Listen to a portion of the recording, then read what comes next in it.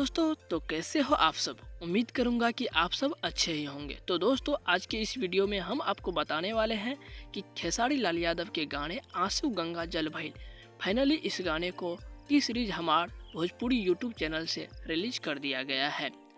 आप लोग इस गाने को एक बार जाके जरूर सुनिएगा। ये सैड सॉन्ग होने वाला है। ये सैड सॉन्ग है, बाकी बहुत ही मज़ा आता है सुनने में और दिल दहक जाता है। तो दोस्तों, बात करें गाने की स्टोरी के, तो ये गाने में खेसारी लाल यादव को धोखा मिल गया है और वो लड़की किसी और से प्यार करने लग गया है। यही इस गाने में दर्शाया गया है और भोला बाबा पे अपना ये कष्ट सुना रहे हैं भोला बाबा को। और आप लोग को ये सॉन्ग कैसा लगा आप लोग कमेंट में बताइए। अगर आप नहीं देखे हो तो एक बार जाके ज़रूर देखिएगा प्लीज़ यार, हमारी तरफ से एक बार जाके देख लीजिएगा। आप लोग लगते हैं नाराज़ है आजकल उतना व्यूज नहीं आता है जितना आना चाहिए।